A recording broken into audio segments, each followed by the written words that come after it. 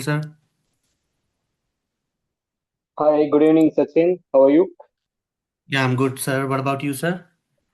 I'm also doing good.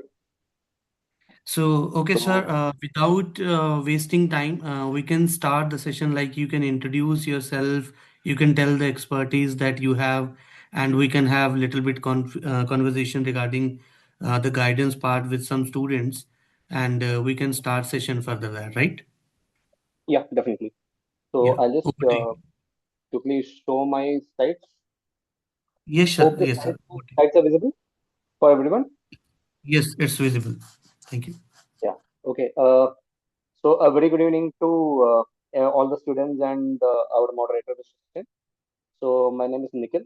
So, I've been associated with NextGen IT Courses to provide you with a very good course on both offensive and defensive cybersecurity.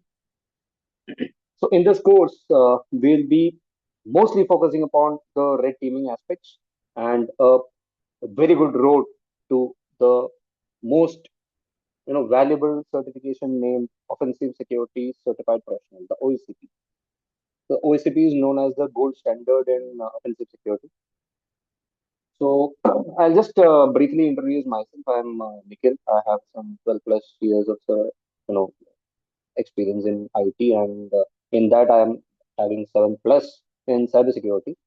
I've recently completed EasyPT version 2, Network Plus, OECP. I have experience with TCS, one of the banking companies like Barclays, etc., etc. So I do provide trainings. I do provide hands-on courses. I do provide workshops on offensive and as well as defensive. So here, in this particular course, we will be focusing upon, mostly the practical aspects of this offensive and defensive cybersecurity. The theory will be very, very less. Uh, so as I can see there are some almost like 5 plus students. Can somebody start giving a very basic introduction about yourself? Like just tell me your name and your brief background. We'll keep it very strictly only towards the technical side. You can just give us a brief background. Can somebody start with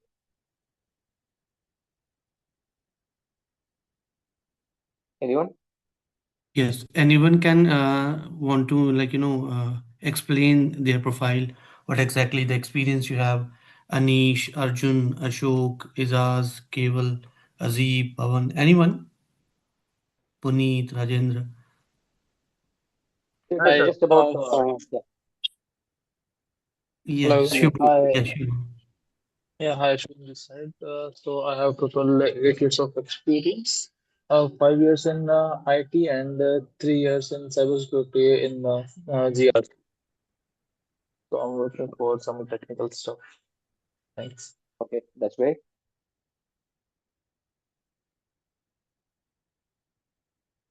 Um, Apart from Shubham. I'm here this side. I have 8 plus years of experience. Hi, I have 8 plus years of experience in IT. I'm from VMware background. So currently working for Dell, and I want to move my profile into network plus security and get into cyber security. That's the current thought process. Great, Pavan, great.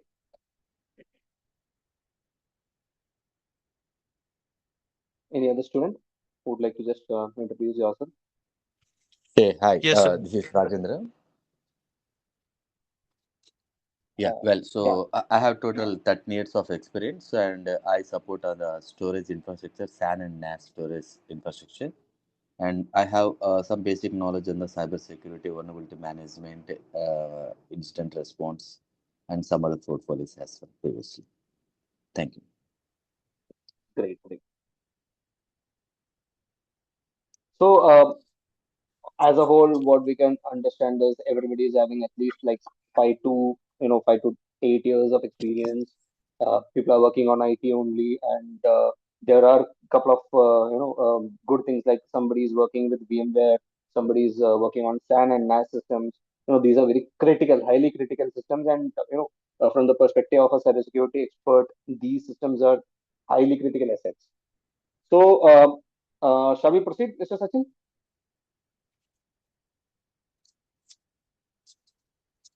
Hello, sir. Sir, excuse me.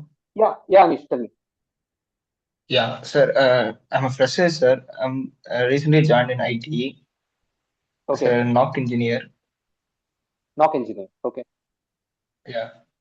So, how can I move forward, sir, from knock to cybersecurity? Is it possible, or I need to definitely. move for SOC and then I need to move like cybersecurity? See, definitely. See, you're already in network operations, so you will have Yeah. a good background on networking. And in the upcoming slides, I'll be discussing about what all skills are required for a ethical hacker or a cybersecurity expert.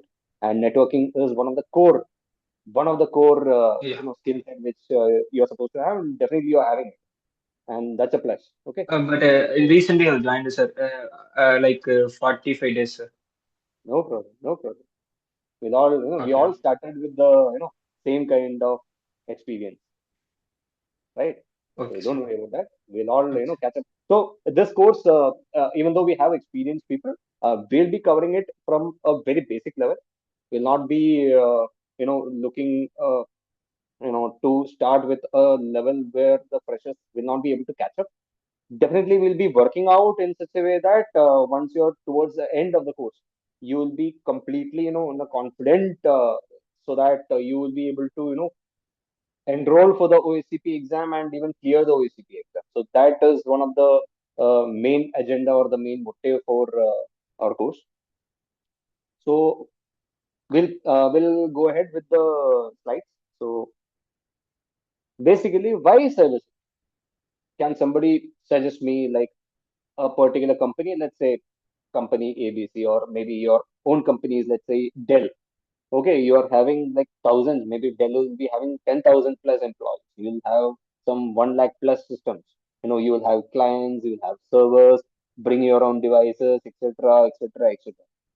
Why cybersecurity is one of the major, point at present?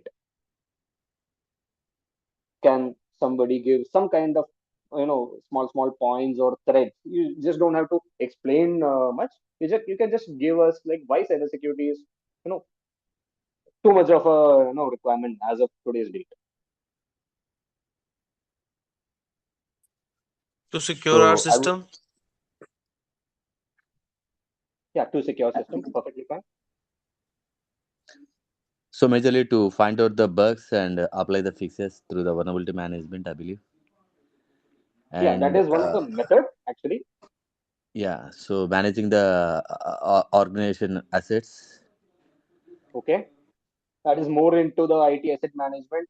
Okay, cool. That is also like one of the pillar of cybersecurity, you can say. Yes. Next. To Protect protect the organization from data. outside threats. Yes, from the outside, protection from the outside threat actors. Very good. Yeah, to protect the data and the infrastructure of a company. Excellent. Data and infrastructure from the external threats. Yes. So basically, what we all are coming together is that we need to protect our systems from something, or we need to protect our systems from some kind of threats, right? So the entire systems actually in cybersecurity we call it as a attack surface. Okay. Somebody wants to say something? No. Okay. So in the meantime, basically there is one small codeshare.io link which I've just created.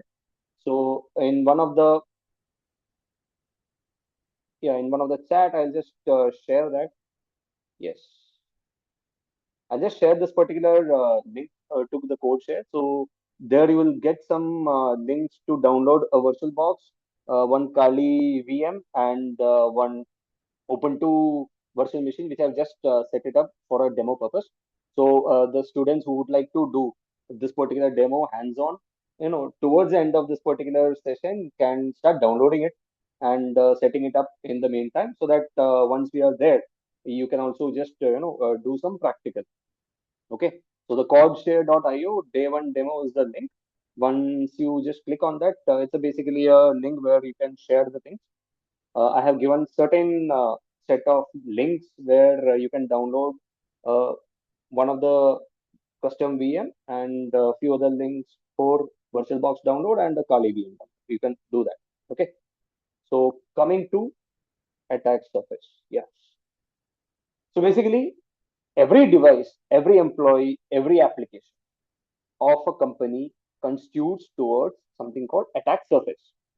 Okay. So what do you mean by an attack surface? Just with the name only, you can give me a example. Like what is an attack surface?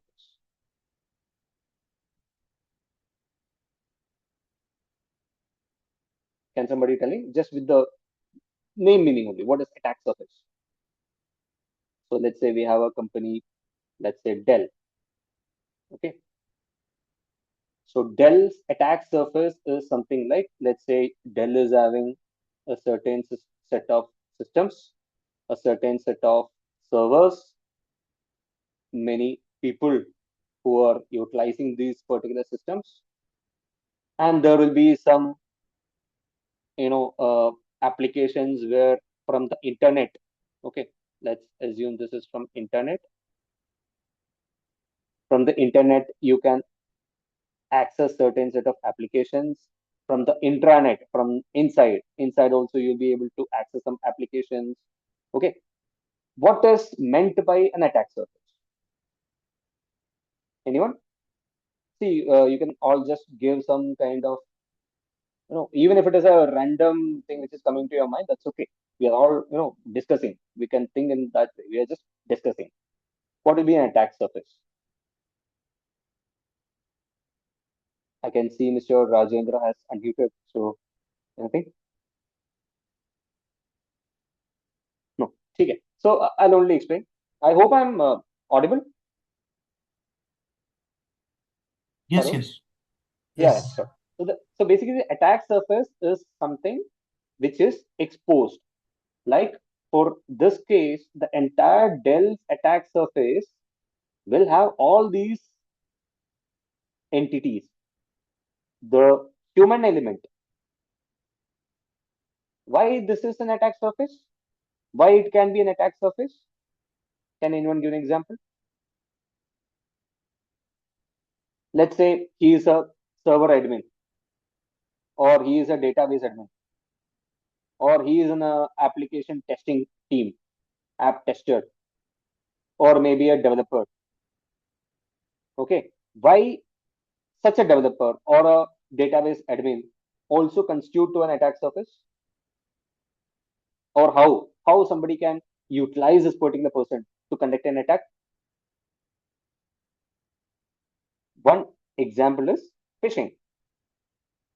I hope everybody is aware of this particular term, phishing. Yes, Vishnu. Yeah. So we'll just assume a scenario that a phishing email has been sent to one of the developer or maybe one of the admin that you are getting some kind of hike, or your payslip, the new payslip, the updated payslips are attached, or you may please review the following document and give us some comments, etc., etc., etc. Anything. It can be anything. It could be a internal email which is coming from inside the network, or it could be an external email in case if you are having external access. Okay, so I'm just guessing. I don't know exactly how Dell works. So it could be from any particular point of view. Let's assume that Dell has certain systems wherein you can access a email account which is exposed to the internet. So anything outside this circle, anything outside this, let's say oval, not circle, sorry, anything outside this particular boundary is internet. So anything coming from internet you can access over this system. Let's say it's a phishing website, sorry, phishing link which contains a malware, and unknowingly one of our employee has accessed it. Due to his activity, the system got compromised. The moment the system gets compromised, then the attackers will be able to laterally move inside or enumerate more, etc., etc. So all these actions will define later. So here we are just discussing about what is an attack surface. Okay. So hope attack surface is clear for everyone. Yes? No, somebody can give me a yes so that I can go ahead. Yes, yes. Yeah, okay. Yes. So let's assume one of the attack surface has been, accessed by the attacker and he got some access. The impact are these. It can lead to some operational downtime. It can lead to financial loss. It can lead to reputation loss. One of the recent reputation loss cases, let's say, mm, Discord. The data of Discord was, leaked, maybe due to a cybersecurity issue. There was a certain, disclosure about data loss from this place, yeah, Instagram. There are several such data loss or data leak cases. I'm targeting only the companies or the, or companies or firms or corporates. I'm not targeting an individual who has lost his, let's say, 1 lakh rupee or 2 lakh rupee. I'm only targeting on, corporate cybersecurity as of right now. So this particular issue can lead to all these problems like downtime. The moment you have a small downtime, it affects your business, right? So let's say, for example, you have or you are running a application for one of your client, and the client would have signed an SLA with you for this much of uptime. Suddenly, due to some kind of data breach or some kind of non-availability or even some kind of denial of service attack, your website or your application which you are providing to the client has gone down. That is going to create a business impact. Am I right? Yes. Yes. So this is the reason companies are investing heavily nowadays in cybersecurity. So let's move ahead. The cybersecurity, it helps in business continuity. In general, business continuity is connected with another term, one more term. There is some term which is generally used at the same time with business continuity. Can somebody give me what the term is? Disaster recovery. Excellent, excellent. Yes, disaster recovery and business continuity. So disasters are basically like, yeah, you have a flood, you have a earthquake, you have a fire, you have anything. But business continuity is in such a way that even if the disaster happens, your business operations will not stop. You will never, let your application go down, even in case if you meet some kind of unfortunate scenario. Similarly, from the cybersecurity is to ensure our business continuity. Even if we land up in some kind of scenario where our systems are attacked, we do have redundancy. We do have some kind of architecture or infrastructure in such a way that our business operations does not get stopped. This helps in reducing your financial and legal risk. This helps in supporting the compliance. So as we all know, there are certain legal formalities which all the companies have to be compliant of. So outside the country, let's say for example, if it's a European firm, they have a lot like hell lot of compliance which they have to be compliant with. For example, HIPAA is one of the compliance where the healthcare industry has to be compliant with. Similarly, in India also, these kind of compliance issues are actually coming up.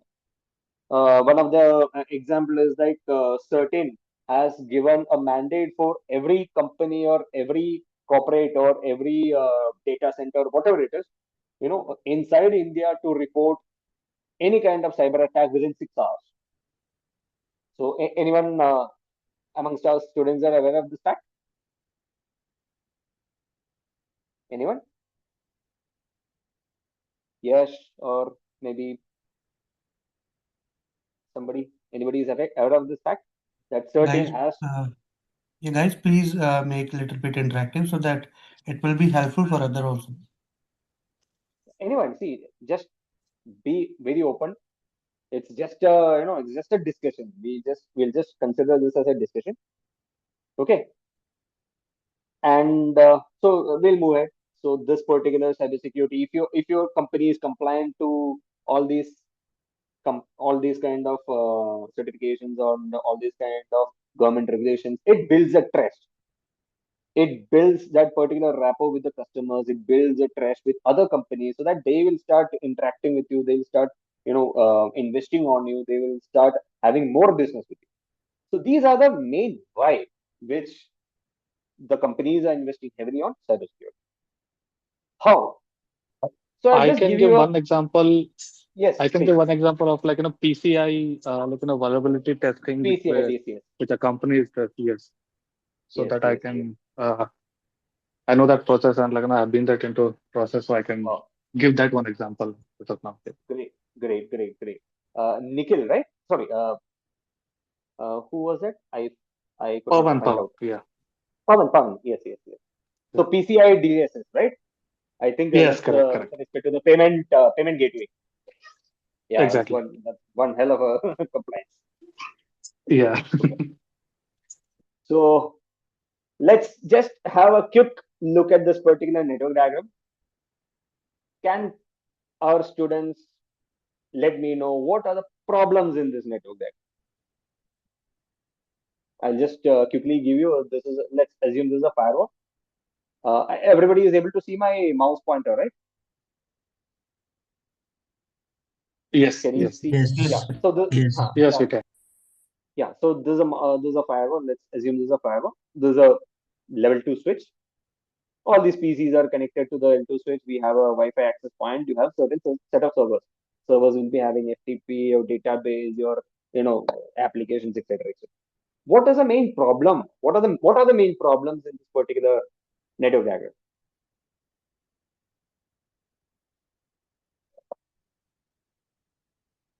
Come on, guys, be open. Just give me like whatever problems, Not a, whatever things. Yeah, tell me. uh, so I think the firewall connection, which is done to L2, I think that Uh, yeah, firewall connection is coming to L2, and that is okay. What is the problem then? What's the issue in that? What's the issue?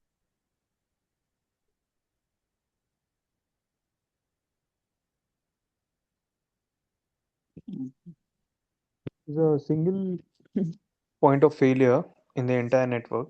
If Yeah, the single point of failure. Correct. yeah, there is no segmentation done for servers to PCs to Wi-Fi to Excellent. Segmented. Mhm. Okay.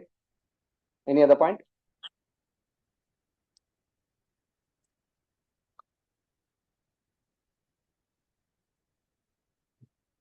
So let's just move and see what are the problems here. Okay. First of all, yes, this is a single network. I've not given the IP address, but this is a single network. This particular network is not segmented. You don't have any physical separation or a logical separation. No VLANs created. Nothing. It's just a flat network. At the same time, in the flat network, you have a Wi-Fi access point. So now anybody can connect to this particular Wi-Fi access point, and you can entire network is for you. You don't have a DMC or you don't have any isolation. What is a DMC? Can anyone tell me what is a DMC? Ever heard of this? No word? Demilitarizing zone. Excellent. Demilitarized zone. So in general, all our servers which is being which are hosted in the company, it's supposed to be heavily firewalled. You're supposed to have some kind of zone in such a way that the servers are sandwiched between firewalls, and that is called demilitarized. There is no logging. There is no centralized logging mechanism, which is actually a defensive side of cybersecurity, which we are supposed to firewall is the only single defense you can see here. There's you know no SIEM, no infrastructure to perform any kind of defensive activity, no IPS, no IDS, nothing is there. So there's a network how it is not supposed to be. Now I'll show you one network which is a different one. So can you see what kind of changes had happened. So in this particular network, can you explain? Like anyone can explain?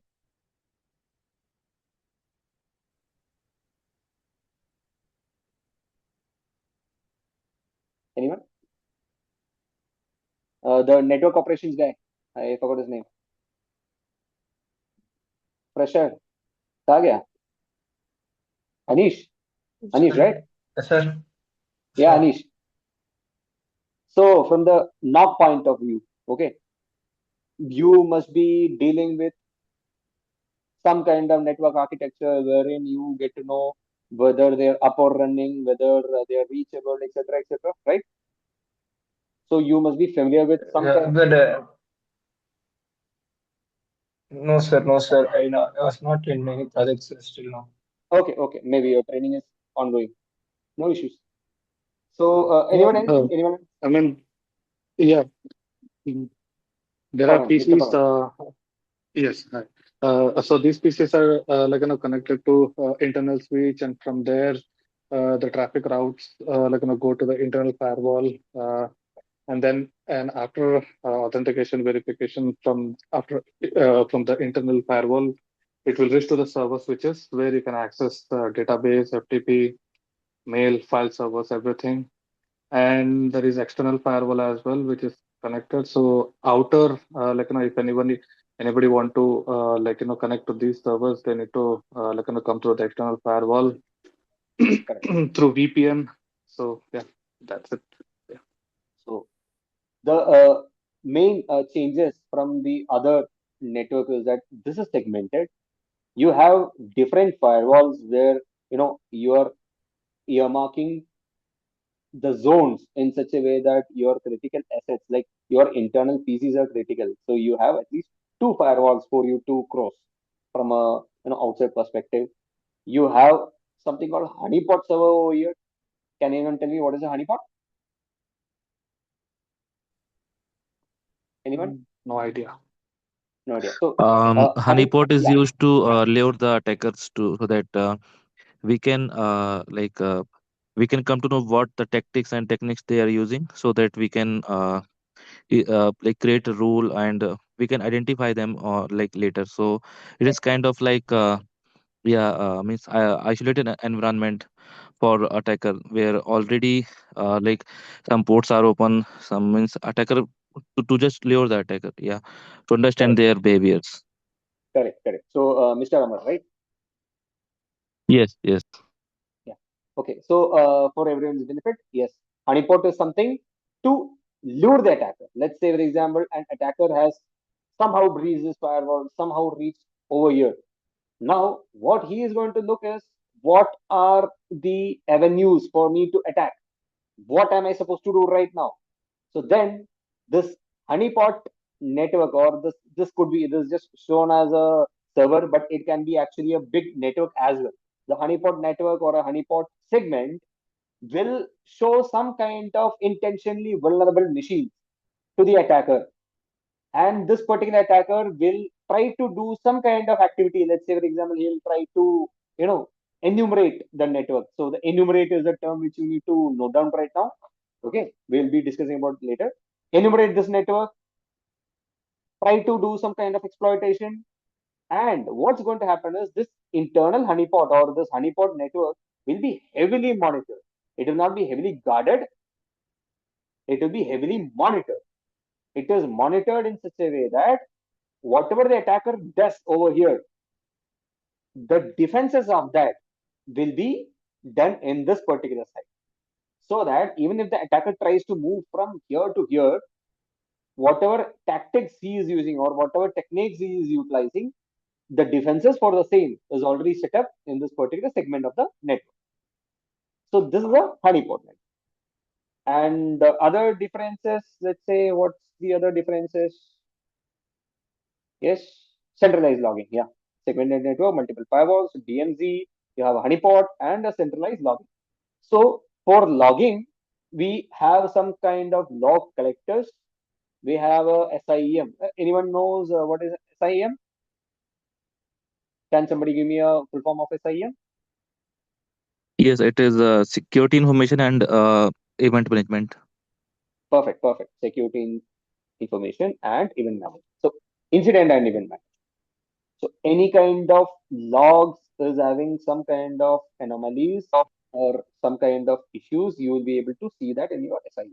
And SIEM generates some kind of alerts, and these dashboards can be utilized. Now, this entire segment is of the game of a defensive cybersecurity expert, okay, or your SOC analyst, L1, L2, etc., etc. So all these people are generally called defensive cybersecurity. Okay, so let's move ahead. How cybersecurity has to be ensured? Again, let's just recap it. Governance, like all our compliance, etc., etc. You should have a governance team to ensure your systems are compliant.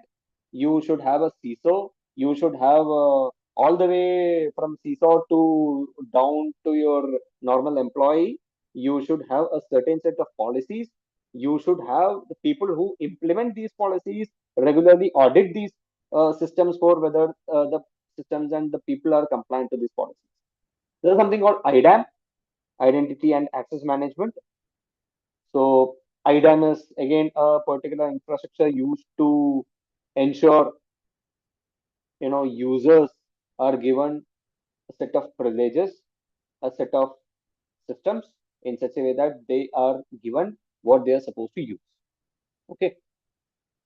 Compliance and vulnerability assessment. And finally, the main topic of our session, red and blue team operation. Red and blue team operation. So here are till now it's all about a basic introduction on how exactly cybersecurity supposed to be, why cybersecurity, how cybersecurity, and in the how cybersecurity we are focusing on this red and blue team operation. So red stands for offensive and blue stands for defensive. So shall we proceed? Yes. Yes, please. Yes. Yeah, sure. So in this game, okay, red versus blue. Red is a team which is supposed to attack or which is supposed to exploit or which is supposed to go inside your net. At the same time, blue is supposed to defend your net. How exactly they are going to do and what tools and techniques they are using, etc., will be discussed in the upcoming slides. The red always tries to emulate. Okay, they are not going to be an attacker or they are not going to be an actual attacker. They are the team who is going to emulate or simulate a particular attacker.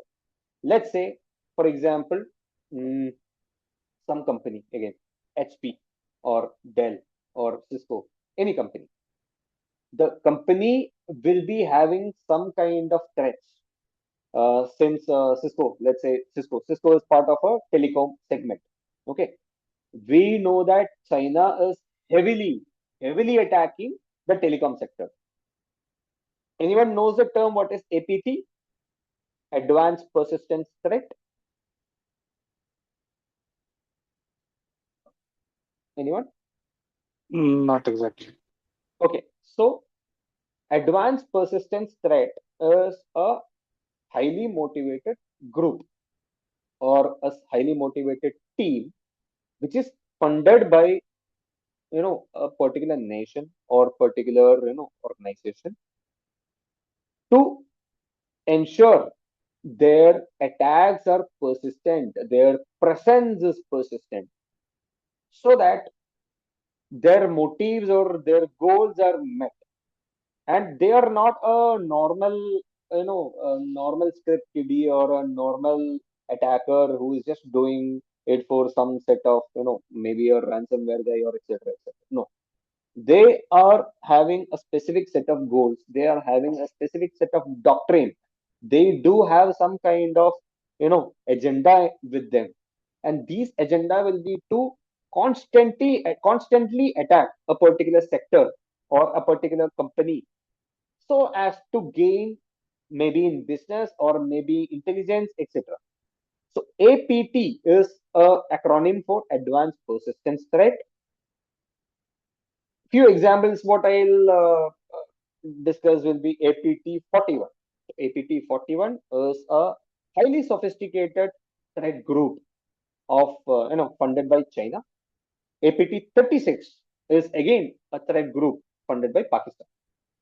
So we are Indians, so our sectors are heavily attacked by both APT 41 and APT 36.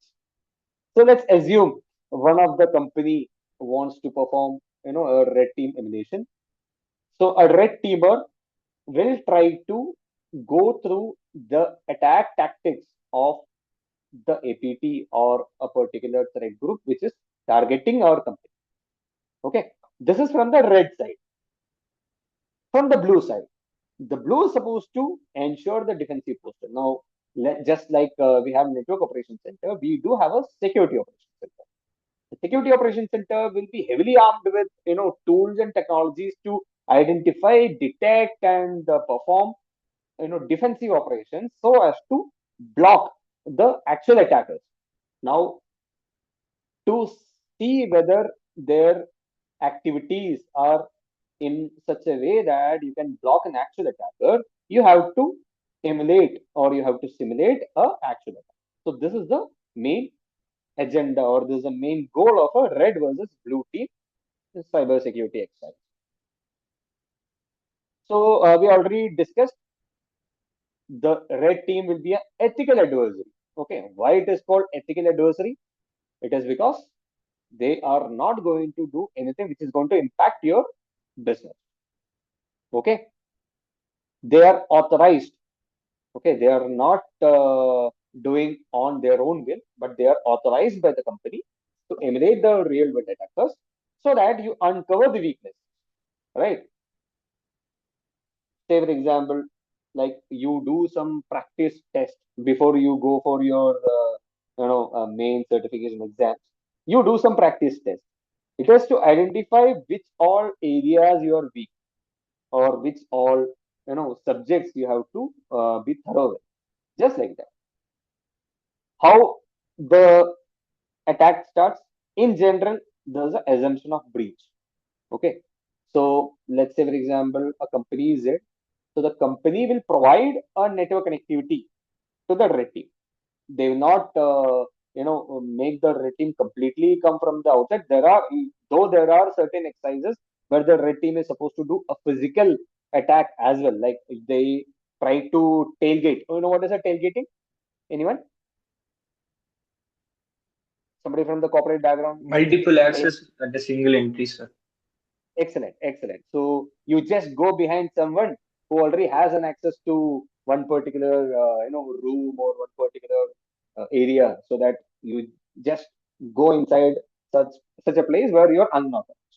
So there are certain set of exercises where you're supposed to do these kind of activities as well. But for this particular course, we'll be discussing only about the attacks where assumed breach scenario. The objective will be to break it so as you fix it. You identify the problem. It's not a vulnerability assessment. Okay. So, can anybody give me what will be the difference between a vulnerability assessment and red team till the time you identify the vulnerability? What will be the difference between a vulnerability assessment and a red team exercise? Like whatever we have discussed, is इसके हिसाब से what do you feel? Well, whenever we identify vulnerabilities, it means there is weaknesses in the system. But while Correct? coming for the red teaming, the expert will exploit the vulnerabilities on the basis of the identified CVEs and their Correct. loopholes. So this is the major differences. Yeah, few other examples or a few other points which I would like to add on to it is yes, the vulnerability assessment will identify the vulnerability and maybe the penetration testing will also exploit the vulnerability as well. But in red teaming, the activity will be very silent. Okay, the entire activity will be silent in such a way that sorry, sound not too much, not clear to. I'm very sorry. I'm just going through the message right now. how we find which PC affected by malware. Puneet Kumar server zone. DMZ network is a perimeter network. That okay, that's okay. Well, okay, perfectly fine. So, Mr. Puneet, we'll get back to you later. We already crossed the slides. Very sorry. So, we'll definitely get back to this. Okay. So, in red teaming, they will not create much noise. There will be a particular point of time where you identify a vulnerability, but you will directly will not exploit. You will wait and you will wait for the right moment so that you exploit it without creating much noise. Again, move ahead. Again, identify much more things. Again, identify what all you can breach. This is the basic difference between a red teamer and a VAPT engineer. Okay. So, main methodology, map the attack surface. So we have discussed something. Yes, attack surface, systematically scanning the networks servers for identifying the passive and active, using the active and passive recon. Okay, so the attack surface is the first thing which the red teamer will be interested. They will also try to see what are the human vulnerabilities. Okay, so these two which we have covered in the first slide, or I think first few slides, we can see that this is used by the red team. And then again, we exploit it and we escalate. What is a ethical distinction? Ethical hackers definitely have the same skills, but they will use a moral compass, to protect your assets. But the real cyber criminals will try to extract these incidents. Okay. The kill chain. What is a kill chain? Can anyone give me a basic definition? What could be a kill chain? Or just by looking at the slide, you can let me know what is a kill chain? What do you understand by a kill chain? Anyone? This is the chain means these are the features which usually attacker uses to like exploit the means like vulnerability or like just gain the access or whatever Correct. he wants. So these are the just step from first, like what he will do. He will be doing the reconnaissance activity, then he will be doing the weaponization, like creating the payload and all, and he will be Correct. Correct. creating yeah, yeah. So yeah, Correct. attacker follow all the steps like one by one. Yeah. So this is the So cyber this kill is, chain. Yeah. yeah, this is a cycle, or this is a life cycle, or these are the phases, these are the steps. So all these names or all these kind of terminology is very much important for a red team. Recon, recon, or you can say enumeration, or you can say mapping the attack surface. All these points you can explain. Now let's, I'm getting bored. Okay, let's just move ahead and see what I have it in my lab. So basically, I hope some at least a few of you guys must have downloaded the VM, or if not, no problem, not at all an issue. Okay, I will show the entire activities in my system. So basically, what I'm having here is,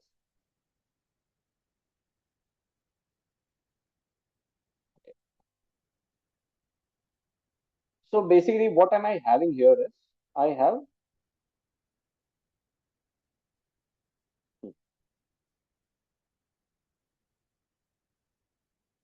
so I have a Windows system. You can all see that, right? I have a Windows base machine. You can all see my Windows base machine, right? And I'm running OneNote in that. Can anyone acknowledge?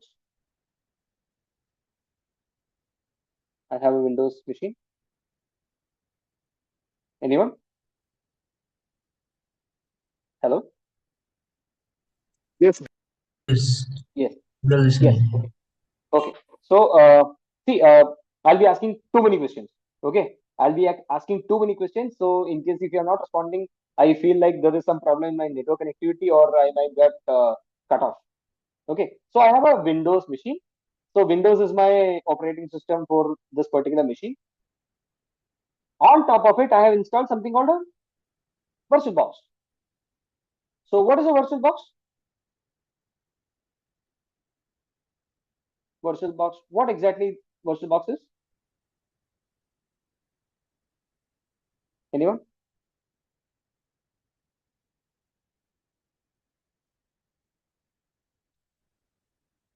What exactly a virtual box is? VirtualBox make a platform where can we run our OS. Yes, it's a platform. Okay, platform where you can run what? Virtual machines, VMs. So let's Yes, be very technical about it. VirtualBox is a hypervisor. So we have somebody from VMware, right? It's a hypervisor. Yes, yes. So yeah. So this hypervisor is utilized so as to ensure, let's say for example, my Windows OS, it is running on top of my hardware. Okay, I have certain set of RAM, I have certain set of CPUs. Now, I'm slightly deviating from the cybersecurity point of view, but still, you should know all these facts. So I have certain set of RAM, I have certain set of CPUs, which is completely utilized by our Windows OS. At the same time, I want to, run a particular machine. Let's say, for example, I want to run Kali. Instead of, setting up Kali directly on top of my hardware, I can utilize something called a hypervisor. Now, hypervisor is also, there are two types, type 1 and type 2. Hypervisor type 1 and hypervisor type 2. So, what is a hypervisor type 1? Anyone? So, these are just some bonus points for you guys because not directly linked with what we are dealing here in this course, but still, these are all, points which you are supposed to know. So, I'll just tell you hypervisor 1 is something which directly runs on the bare metal. So what is bare metal? Your RAM, your CPU, the entire hardware. This is called bare metal. Instead of Windows OS, you can actually run hypervisor type 1 directly onto the hardware. But here we are using hypervisor type 2. So your VMware, your virtual box, there are other certain no, softwares also. I forgot the name. QEMU, if I'm not wrong. Yeah. So these softwares will be installed hypervisor type 2. Here we have the VirtualBox. So this will be installed on top of the Windows OS where I have installed. You can see I have a VirtualBox installed. On top of that, I have created one Kali machine and one Ubuntu machine.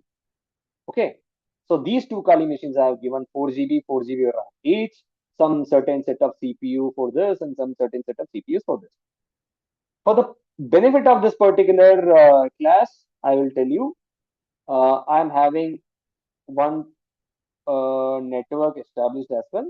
So my network is having some 10 dot series IP address, which is again utilized by my Windows OS. Same 10 dot series I have given for the Ubuntu and for the Kali. So at present, all these are in one single network. So from the network point of view, you have a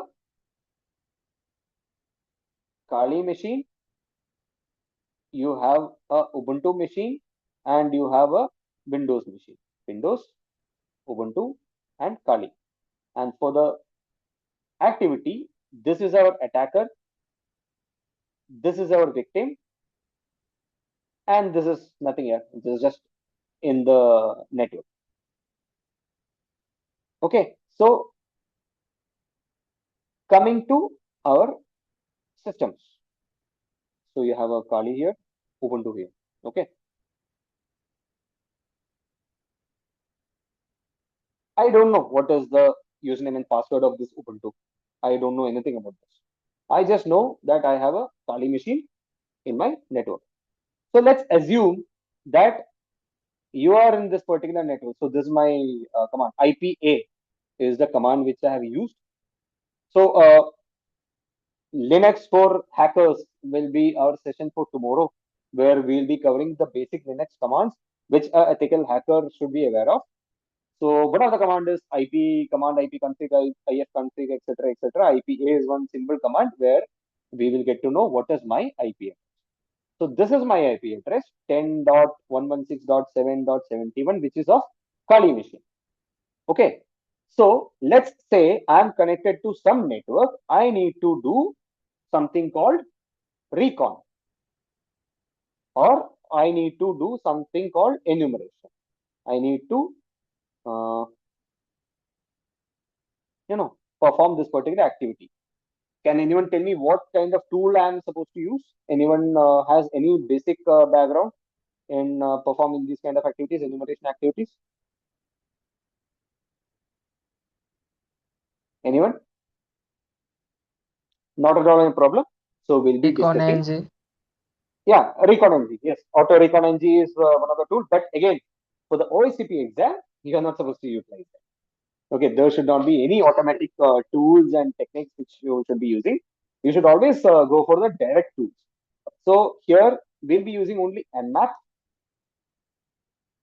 Let's say, for example, 10.116.7. We are sitting, which we don't know which all IP addresses are live. So we can just run a symbol scan of the entire network. So you guys are familiar with IP addressing, right? So this particular network IP address starts from 10.116.7.1 से लेकर 255 तक, 254 to be precise. Everyone is fine with that?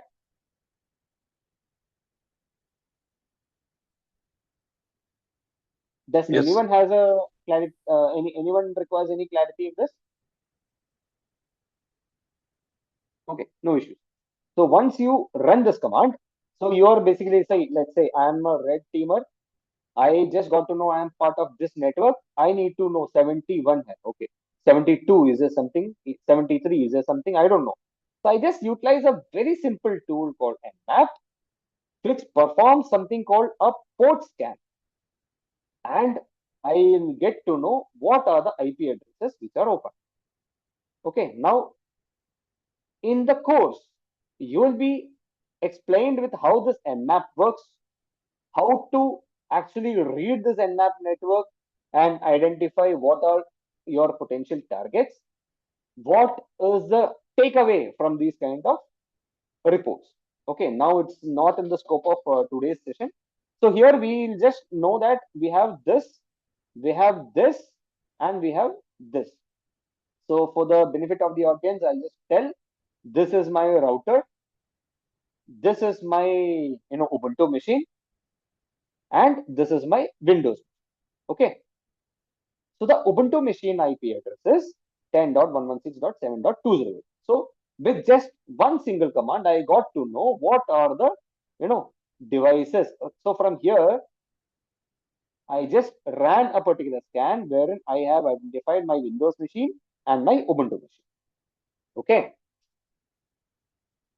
So let's go to the slides. So Nmap is one of the tools which I have just used. There are hundreds of tools which we will be discussing over the course. Weaponization. Now, what should I attack and what should I weaponize? Here, we have identified there's a Ubuntu machine. So for the purpose of for the purpose of the course, this Ubuntu machine is a victim, or we are supposed to attack this guy. So here, there is actually something called a particular port which is open. What is the port which is open in this? Can anyone tell me quickly? You're actually, it's very easy. What is the port which is available in this particular system? You know what is a port and a process, right? What is a port? What is a process? Is there anyone who does not know? I can explain that. No problem. Anyone? No, we know. Okay, so basically, let's say you have a system. Okay, so the system, like you have logged into a system, there are certain set of programs. Like for example, right now you are having Zoom. Zoom is running in your computer or a laptop or some device. So this is actually running as a process. Okay. So for a cybersecurity expert, process is something which is running inside a system which he or she can target or should target. The process will be running to support some kind of application, to give a user interface to the user. Maybe, see, your browser is a process, your game is a process, your antivirus is a process. Anything and everything running in a system is a process. Let's take another example of a server. Okay, let's take an example of a web server which is hosting some kind of web application. So you must have seen web application which is, let's say, HTTPS, let's say something.com. Okay, so what is the port number which is generally used for HTTPS? Can anyone tell me? 80. Actually, no. Port 80 is used 443. for, yes, port 80 is used for HTTP. Port 443 is used for HTTPS. Okay. So this port 443 is actually some kind of socket or some kind, let's say, for example, it's some kind of opening, you can say, to this particular web server. Okay, let's assume this as a entry exit point. Okay, 443 is an entry exit point which is kept open. You can consider this as a door to your web server, and this particular door will have a application or web application as a boundary, you can. Okay, so when you access a website, you are actually accessing what is served in port 443. So just think that you have a web server 443, you have access. What are you served with? There is actually a process which is running in the web server, which is providing some kind of output to the internal system. It could be a database, it could be another API, it could be anything. So all these things are, again, I'm going to the development side of it, but still, we as a cybersecurity expert, we are supposed to know all this kind of activities. So you have a process which is connected to a particular port. So we'll just stop it here. Okay, we'll not discuss much further, because again it will be beyond the scope of this particular session. So right now you have a website, you access it over port 443, which is connected to some kind of process. Here also, what you can see is in my scan report, there is some kind of port. The port number is 5000. It is not port 443. It is not port 80. So will it be some kind of web application or some other service? Can anyone give me a guess, a wild guess? Anyone?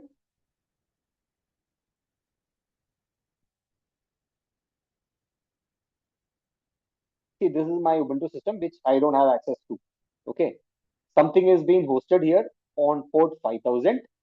I have understood that without even logging into the system. You can all appreciate that fact. Yes. See, Yes. yeah, Yes. Yeah. yes, perfectly fine. So you can all keep your mics unmuted in case if there is no much background noise. Be very, be very interactive, because this entire session will not be utilized or will not be useful for you unless and until you don't understand. Okay.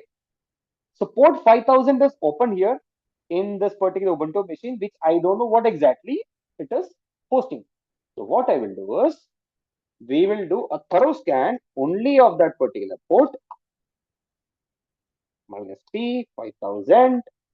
These are certain keywords of your nmap scan which will run a script and which will do a versioning of this particular port, only this particular port. So what I will get to know is what exactly is being hosted here in this particular scan. So I got to know this data. In this data, you can see a service called, what is the service? What is the HTTP. service? HTTP. So definitely this is a website and the command injection demo is the HTTP title. Okay. So there is some kind of website which is hosted in this application, sorry, in this Ubuntu server. So we got to know that here this is the victim. He has a web application. Okay. Now let's go to our slide. So we got to know there is some web application. So we need to weaponize it. So first is we need to identify the vulnerability that we will discuss in upcoming slides. We will identify the vulnerability. We will do a payload delivery, like how to exploit that. A payload delivery will be done.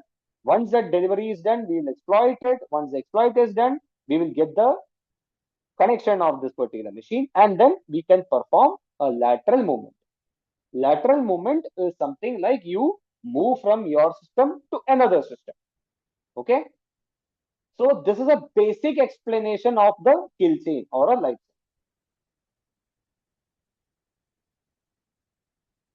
Arsenal. So what kind of tools which we utilize? Can anyone tell me one tool which we have just utilized in this particular slide? Can anyone find out what is the tool we have just utilized? One tool is available in this. Nmap. Is Nmap. it Nmap. Nmap. Yes, Nmap. So the Nmap tool is utilized. So it is coming under the scanner that is used for enumeration. The other tool at present we will not discuss, but we will discuss definitely in the course.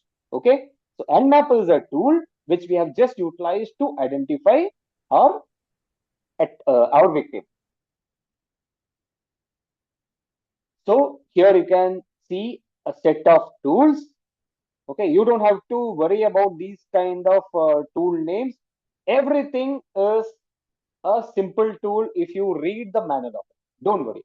All the tools you can always learn, not at all a problem. And also, there are several videos available, several set of guides available. And in the course, we'll be dissecting each tool in such a way that you can even, run the tool even when you are asleep. Okay. So we will give you that kind of content. So Nmap is the only tool which we have just used, using which we have identified our target, what exactly the target has. Okay. Other tools, don't worry about that. Everything will be utilized. I'll just give you an example. Hashcat is a tool which is used to convert your hash into a plain text. Bloodhound is a tool which is used to map the entire active directory of a corporate. SQL map is a tool which is used to perform SQL injection tests against a website. Okay, all these tools will be explained. Don't worry. Let's discuss about our blue teamers. So till now we have been discussing about the red teamers. So just for a recap, red teamer is an attacker who is emulating a threat and they will perform some kind of activity to identify what exactly has happened from the threat side. At the same time, what blue is supposed to do? They are supposed to defend. They are supposed to constantly monitor what has happened. This is the main goal. There should be layered defense. Can anyone tell me what is a layered defense means? Or one more term I can tell you is defense in depth. Does anyone know what is defense in depth?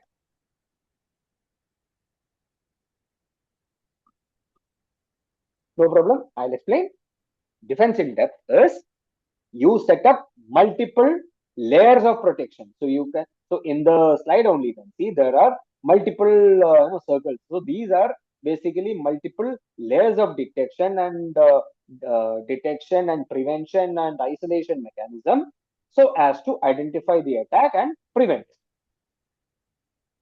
Just like we have a cyber incident kill cycle or a kill chain for the attacker, we too have the defensive side also has a life cycle. What is it? First is the preparation. Preparation is first is you should know your assets. You will not be able to protect something which you don't. Okay, let's assume we have a Ubuntu system and we know the username and password of it, and we knows exactly what is the internal content of it. And then comes detection and analysis. So in the detection, the SIM is supposed to know that some kind of activity has happened. Now, in our example, what activity has happened in this particular case? Can anyone just give me a recap? I have a Ubuntu system. What has happened to this Ubuntu system a couple of minutes back? We ran something, right? What is that? Come on, guys, here. Somebody. We did something against this Ubuntu machine from our Kali machine, right? What is that? We ran some tool. What was that tool? We ran, Mmap. yeah, we Nmap. Excellent. So we have from our IP address, we have executed or we have performed this Nmap scan against this particular Ubuntu machine. Okay. And we have specifically targeted one particular port number 5000. Right? Port 5000 was targeted, right? So let's say for the blue team perspective, what will be able to see in the Ubuntu machine? Can anyone just give me a guess, a wild guess? What can we see in the Ubuntu machine? So I'm logging. So I am a blue teamer right now. I know my server. The password is Ubuntu. Okay. I have already shared that in the link and in the codeshare.io. Has anyone downloaded this particular VM? Anyone? Yes, I downloaded it, but I did not install it. No problem. No problem. No problem. So you download it. Later, you can go through this particular video content. Maybe once Sachin provides you with a link of it, you can go through it and you can try setting it up. So Ubuntu is the username and password. So here I have already set up. So basically, Flask is a Python application which I'm utilizing to host on my particular IP address, that is 0.0.0.0. That means it is publicly available. It is not an internal. It is externally facing. And on port 5000, that means on port 5000, I am running Flask. In this Flask, what is running, that I'll show you later. But what has happened is somebody is sending me so much of requests. You can all see this. Who is sending me all these requests? So what is this? So let's say this is a access log. Okay. How can you dissect this access log? Now, this is just one Nmap scan against one system, which we have just done for the example. Can anyone tell me how can we dissect or how can we divide this particular log? First is what? What is this IP? Is it my IP or it is of Kali IP? What is my IP? My IP is 10.116.7.208. So definitely this is not my IP. And let's assume the internal network is supposed to be from 201 to 201 to 209. Okay. Suddenly I'm getting a IP connection or IP, a request or sorry, a network packet from this particular IP. So this is the first thing a blue teamer should notice. Where am I getting request from? Is it from somewhere trustworthy or is it somewhere not trustworthy? So here, this is a not trustworthy IP address. What am I looking for? I'm getting a request at this particular time. And you can see all the requests are on the exact same time. So it's like a flood of requests, right? Yes. So all these requests are coming from our Kali machine. Matlab Kali Nmap is bombarding this 5000 with this much of access request and this much of access logs are created. And what has been requested? A get request for this particular page, a get request for robots.txt, get request for so on so and map lower check. All these kind of get requests are coming from Kali machine. And this 200 is actually okay, 404 is not found. So all these server codes, again we'll be explaining you with each server code what exactly means. But for the benefit of the audience right now, from the blue teamer perspective, what a blue teamer is supposed to know is why the attack is coming from this much of this many packets are coming from this IP. What is he doing? He is doing an nmap scan. I can understand this from an nmap scan. The blue teamer is supposed to immediately do what? What am I supposed to do as a blue teamer? What should I do? To terminate that request or something. I should block this guy, or I should not allow this guy to proceed further to my machine on port 5000. Okay. So this is from the blue teamer perspective. Okay. So this is the identification. हमने identify किया that these many requests are coming from this particular machine, and we got to know something fishy. There is something wrong in this particular request. Let's say I'm using a normal request from my 200 series. Generally, it will come only for that particular web page. So that web page will not be, a request will not be like this. It will not be flooded in this way. Okay. So let's go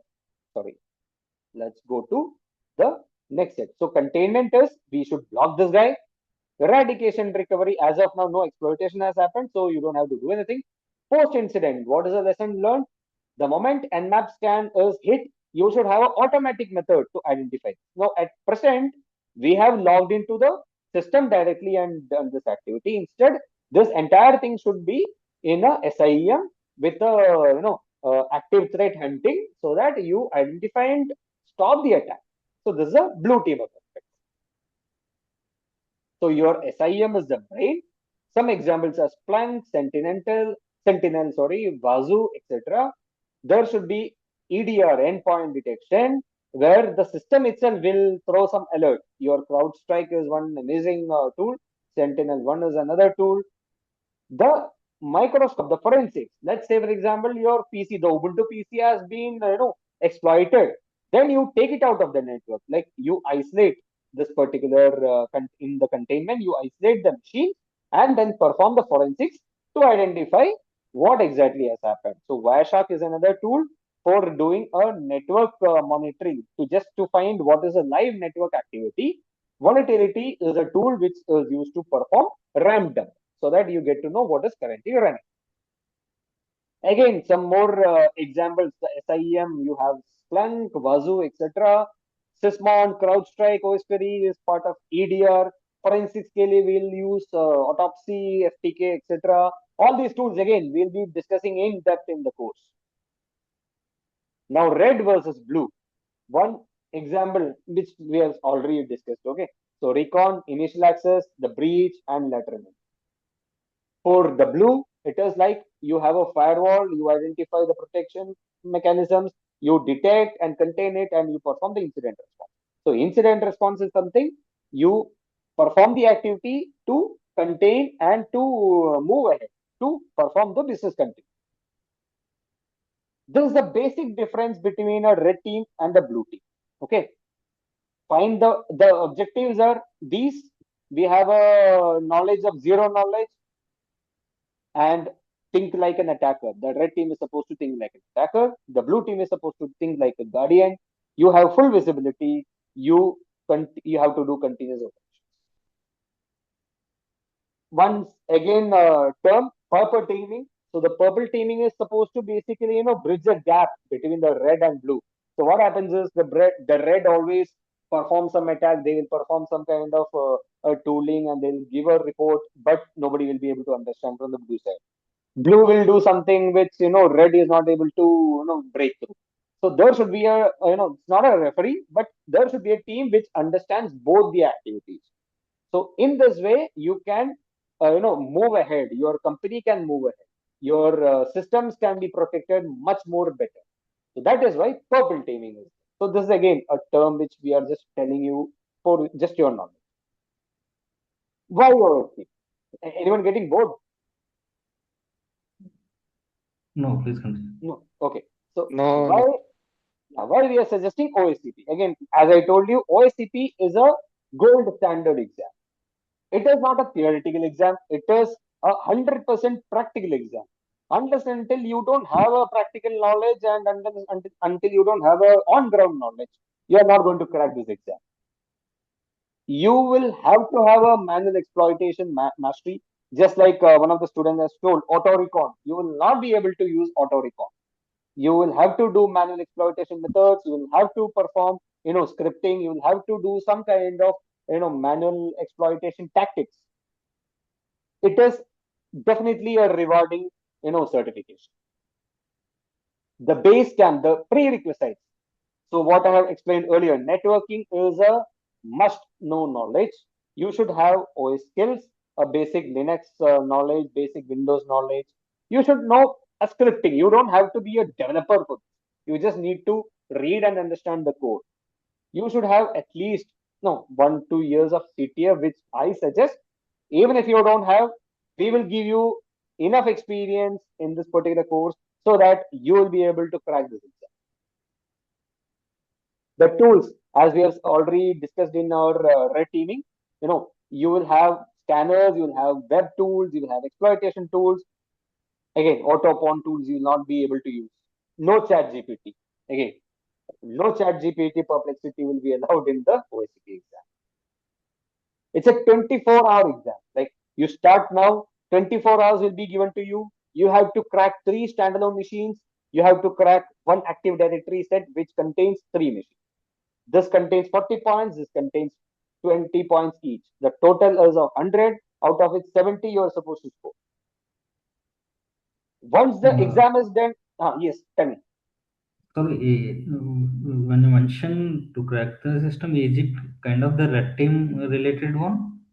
The Yes, yes, certificate? yes. OSCP is a completely on hands red team certification. Okay. But trust me, once you learn OSCP, Mhm. you will get to know what you are supposed to look from the defensive perspective as well. Like, I know what I'll attack, so I know where to look for my logs. So that is the best thing about OSCP. It's a double-edged sword. You will use it in Hello. your, yes, Can you tell me about OSCP Plus? OS, OSCP Plus? OSCP Plus. See, OSCP was the earlier term.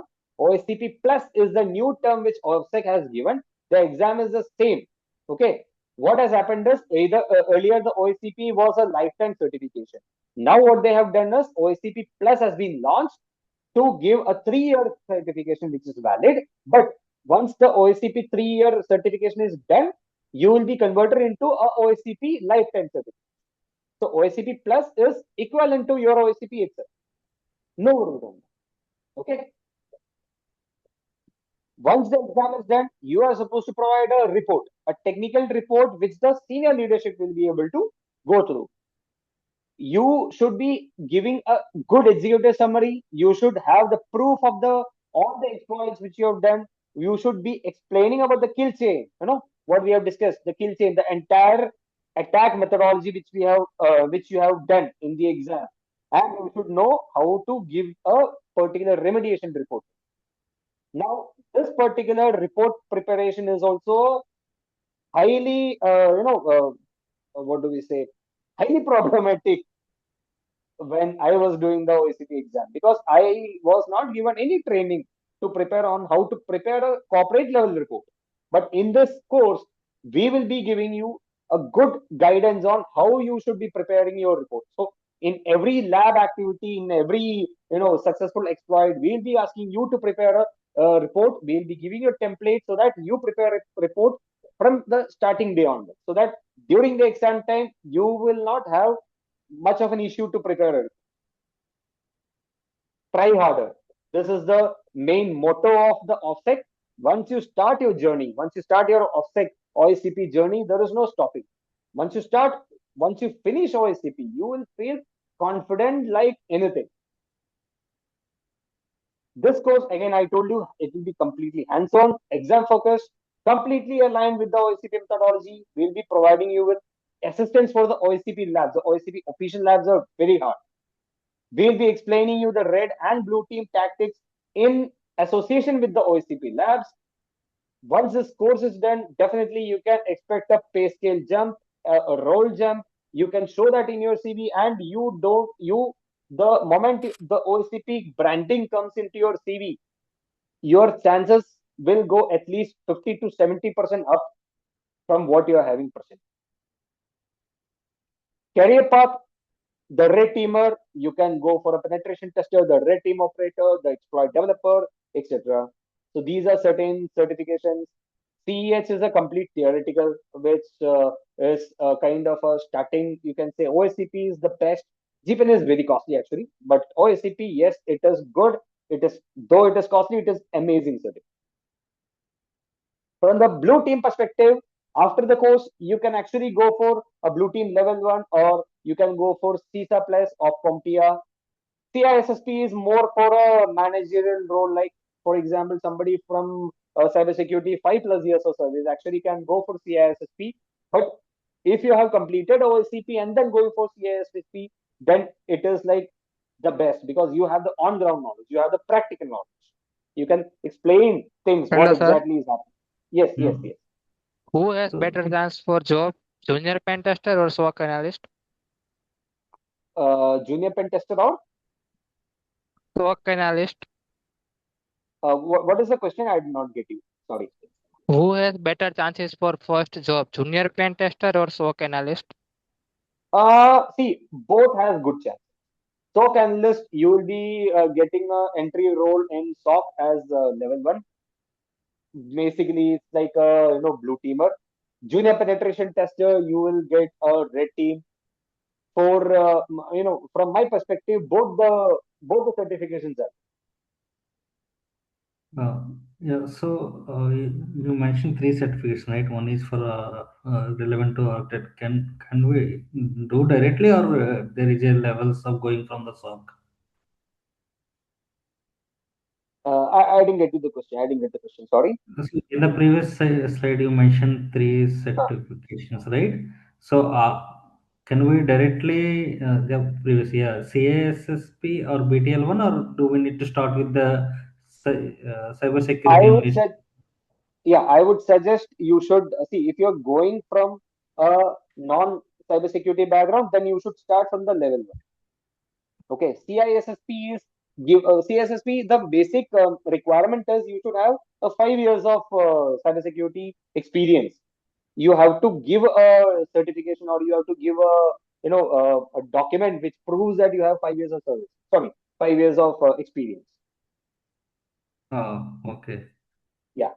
So and CISSP is very theoretical. There's no it's a techno managerial certification. So I will not recommend CISSP right now if you're a starter. But once you have completed 5 years in cybersecurity role, definitely you can give a go. Yeah, because some of us, we have the around 10 years experience, right? So Yeah. where do we start? At a SOC analyst only, or any of the above roles like threat hunter? See, So which will be if you have a 10 years of combined experience, then you don't have to go for a SOC analyst role. SOC analyst for right. normal starters. For 10 years of experience, you can you should be doing CISA, CSAM, CISSP, all these courses. You can definitely. I thought you were a fresher. I'm very sorry. Okay, okay. So will this course cover that level? Or This course will be a hands-on course, but yes, for see again, for doing CISSP, you should know what is happening on ground. I'll just give you a scenario where you have completed CISSP. Okay, you got to know what are the business impacts. You got to know everything. and you are being made a lead of certain set of engineers or certain set of employees. Now you will be interacting with these employees, and let's say for example somebody came to you with a set of problems or with a set of reports. You should be able to know, and you should be able to relate it with what you have done. So you will have much more confidence in dealing with those situations if you have done a practical certification like OS. Okay. Yeah. So again, hybrid way, both offensive and defensive. This goes hand in hand. Once you know offensive, you will know what is defensive. Once you know defensive, you know what is offensive. So that is the best thing about these kind of certifications. Like you know how to attack, you will definitely know where you are going to leave the traces. So you will know as a defensive cybersecurity expert where to look for. Okay. Now coming to my lab. Okay. So we have done one particular small activity where we have undertaken a nmap scan, right? So we know port 5000. So I'll quickly take a minute right now just to show what is the attack about. So I would request everyone to pay attention, very sorry. Command injection is what we are going to perform right. So what is command injection? It is basically you injecting some kind of OS level commands into the target machine so as to get some output. Okay. Okay. So I know what is my attacker IP 10.116.7.208. So in the attacker IP, I have to go to port 5000. So why am I using a browser for this?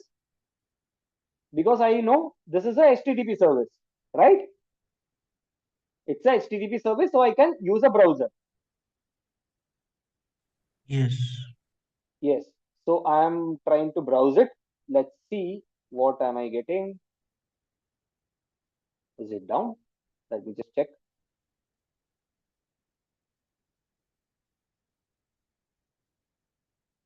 Yeah. Okay. So what is this? What is this website? Can anyone see the website? Everyone see the website? Yes. So this particular website is used to give a particular service to the users. What is the service? You can ping a host. So you have to give a host name or a IP address. Correct?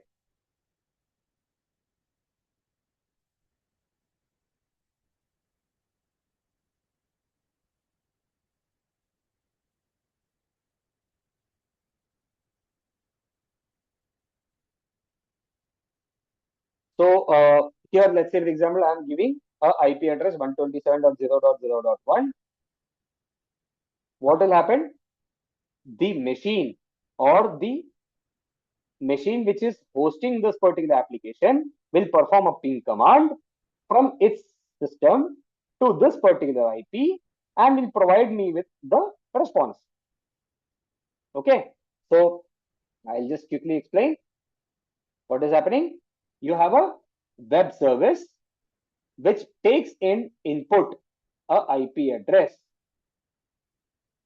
Web service is taking as an input as a IP address, and it will perform ping operation. Ping operation is done by what? It's not done by the web application, but it is done by the OS level. The ping will be done and the response will be provided to the user. Everyone clear about this? You can unmute. Everyone can unmute. So this, like, we are just 1 minute or 2 minutes from the end of the session. Okay. So we are providing a particular IP address, and then we are getting a response. So the response is what has happened to the IP address. Now let's say if I do something, let's say some random thing, if I'm giving, what am I getting as a response? The command So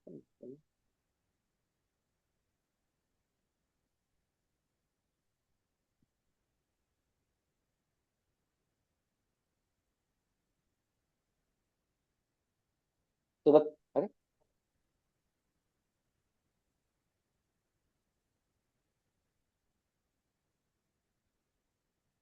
So I'm getting the command so and so here. Whatever I am giving, it is getting reflected over here. Okay.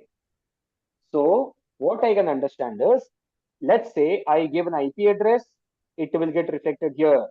Let's say if I give some random digits or random things, it gets reflected here. So instead of giving random, we will try to do a instruction for the operating system. Okay, what is instruction? I know this is a Linux machine because here you can see it's a Linux machine. I will try to give a Linux command with a semicolon. So what is happening? Here you have a 127.0.0.1 semicolon, and I'm telling who am I. Can anyone tell me what is who am I command in Linux? Anyone comfortable with Linux in the class? Not too much comfortable. Okay, so who am I is a command which will provide you with a result that who is presently running this particular application. Okay, so here my web application is running in the context of a user.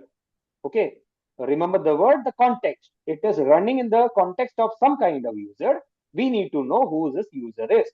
So we will provide that particular who am I command. Then what it does is it performs the ping operation. After the space, there was a semicolon. After the semicolon, there was some instructions, and the result of the instruction is Ubuntu. So Ubuntu is the user which is running this particular web application. Now let's assume we are running this command. So what is this command? Cat is a command which is used to read a particular file. Okay, cat is a command which is used to read a particular file. So we are telling after you execute the ping, stop there. Then you perform this particular command as well. So etc is a folder. Okay, now since nobody is from the Linux background, I would recommend please attend tomorrow's session where we'll be explaining about the Linux as well. You will get a basic idea about what exactly we are doing here. Okay, so etc is a folder. PASSWD password. It's not password, but PASSWD. We say etc password. This is a file which contains all the list of users and the password hashes. So I'll get to know that after the ping, this much has happened. This much details I have received. मजा आ रहा है? Yes. Yes, sir. So here, this entire data is the internal data from their operating system. So here what we can dissect. So again, how to dissect this we will be discussing in the course. So what this is like, Ubuntu is a user. This is the user group, user group, the home of the user, and this user has a bin bash. Matlab bin bash is basically a terminal. Now this is an internal information. I will not get this from anywhere outside. From here, if I do, let's say this is also a Linux machine. So here, if I do cat etc password, I will know that my user is Kali. So we have logged into Kali, right? And my bash is ZSH. Here you will get to know we are Ubuntu and our terminal is bash. Now, just to give you a confirmation, what I will show you is we will log into the Ubuntu machine. Okay, now this is just a proof of concept. Sorry, sorry.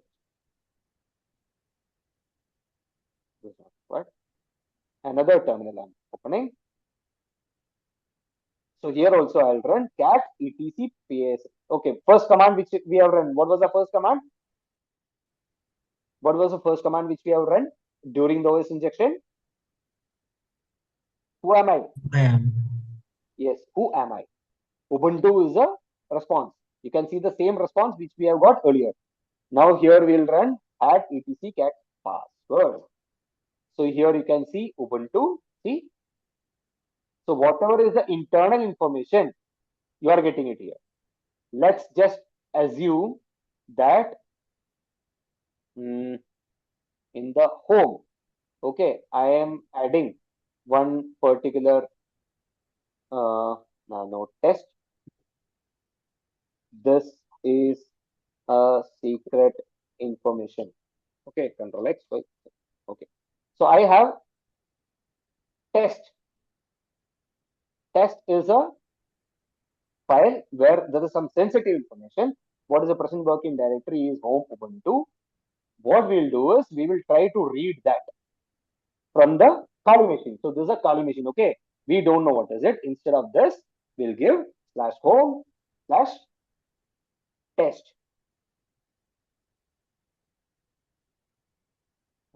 Sorry, home Ubuntu. Yes, sorry. Yeah, home/Ubuntu.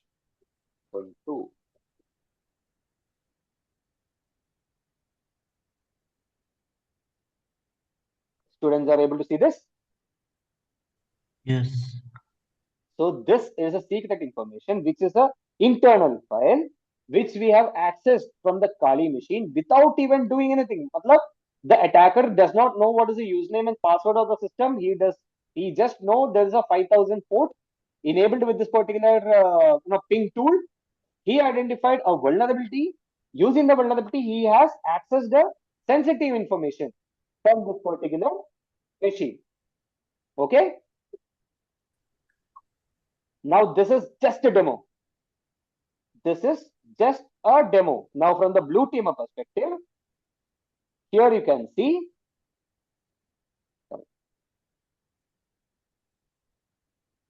from the blue teamer perspective, here you can see there is only one error log, cat so and so, no such file or directory.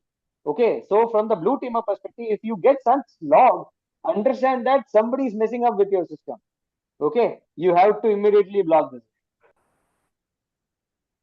Now coming back to our demonstration. So what we have done is we have given a IP address, we have given a operator, then we have given a command using which we were able to perform a OS injection. So this is the same thing which we have done, cat etc password. We got to know what is the exact thing running inside the system. Now we have given one more example by getting a sensitive information. What all you can do? You can perform defacement, service interruption, remote code execution, complete theft. You can do crypto mining. You name it, you can do it. Okay. You will be able to perform anything in this particular Ubuntu system the moment you the moment you start exploiting this. Okay. You want more attacks? This is just one single a basic attack which is covered in this demo session. Would you like to have more? Yes. Yes. Yes. Sure. Please, please come and sit with us. Let's learn together. See, it is a very good course. You will enjoy like anything. So, what I would recommend is tomorrow we'll be covering a Linux for hackers or Linux for attackers session that will give you a very good brief understanding about the Linux systems, why we need to learn about Linux systems, etc., etc., etc. So I would like to conclude this for today, but before that, I'll just see what exactly how we find the which PC affected by malware server zone. Mr. Puneet Kumar, we'll just go to the slide. Sir, can you please explain me what exactly was your query?